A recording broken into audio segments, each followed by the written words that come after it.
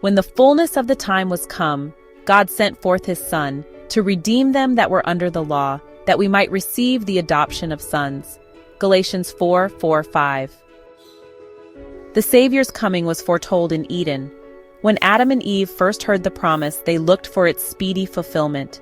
They joyfully welcomed their firstborn son, hoping that he might be the deliverer. But the fulfillment of the promise tarried. Those who first received it died without the sight. From the days of Enoch, the promise was repeated through patriarchs and prophets, keeping alive the hope of his appearing, and yet he came not. The prophecy of Daniel revealed the time of his advent, but not all rightly interpreted the message. Century after century passed away. The voices of the prophets ceased. The hand of the oppressor was heavy upon Israel, and many were ready to exclaim, "The days are prolonged, and every vision faileth."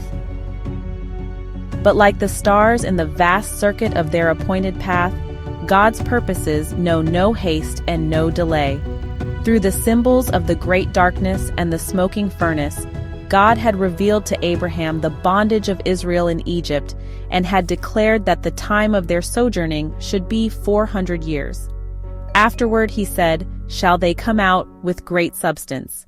Genesis 15:14. Against that word, all the power of Pharaoh's proud empire battled in vain. On the selfsame day appointed in the divine promise, it came to pass that all the hosts of the Lord went out from the land of Egypt.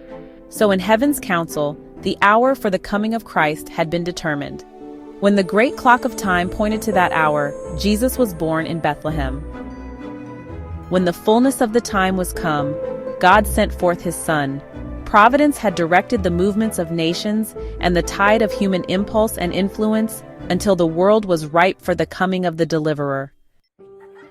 Then Jesus came to restore in man the image of his Maker. None but Christ can fashion anew the character that has been ruined by sin. He came to expel the demons that had controlled the will. He came to lift us up from the dust, to reshape the marred character after the pattern of his divine character, and to make it beautiful with his own glory. The Desire of Ages, 31, 32, 37, 38.